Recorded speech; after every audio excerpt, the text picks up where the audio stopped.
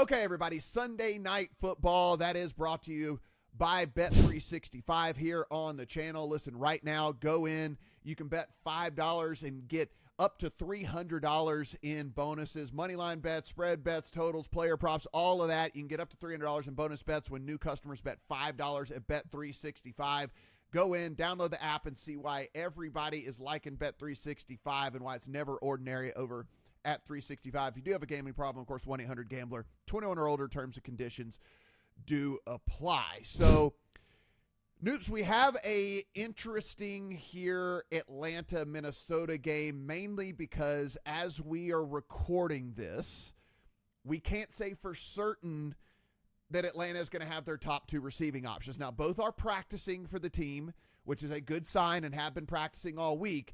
But this is a much different handicap if you have Drake London and Darnell Mooney out there than if your number one receiver is Ray McCloud. It makes an absolute huge difference. Drake London, to me, one of the most underappreciated receivers in the league in terms of his ability to run routes, get open consistently. I mean, he made Kirk Cousins look like he might still be alive for 2 years.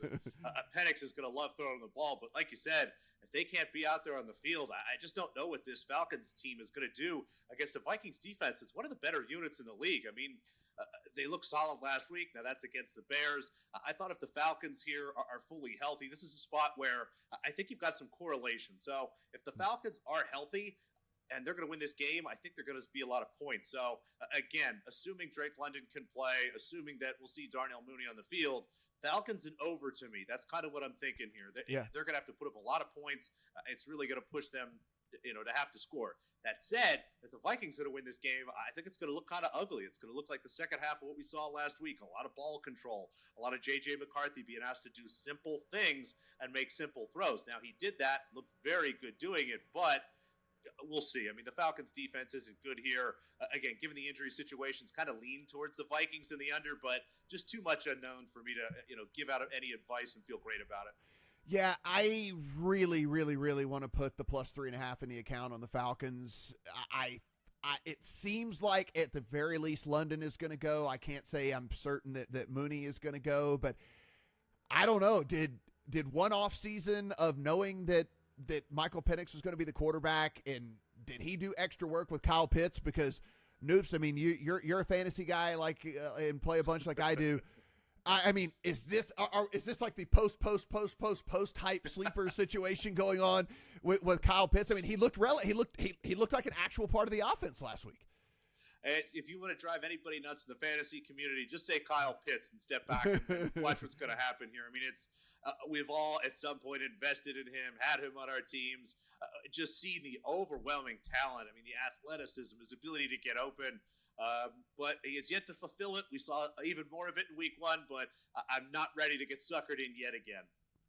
So I see what we saw in the first half with the Vikings, and I understand the halftime adjustments and then what we saw in the second half looked like, two completely different teams. But that is what kind of gives me pause here, because while I did see what they did in the second half, I also saw what they did in the first half. And I saw what J.J. McCarthy did look like in the first half. And I have all the faith in the world in Kevin O'Connell. I think he's an awesome coach, but maybe there is some growing pains a little bit along the way here with J.J. McCarthy. Another reason why I really want to stick this 3.5 in the account with the Falcons.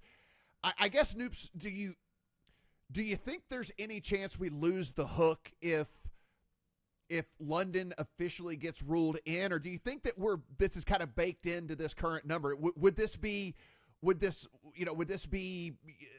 4 if we, or 4.5 if we were actually worried about that London was going to play or not? I think this is a pretty solid number. I think we'll see this again when you get to 3.5.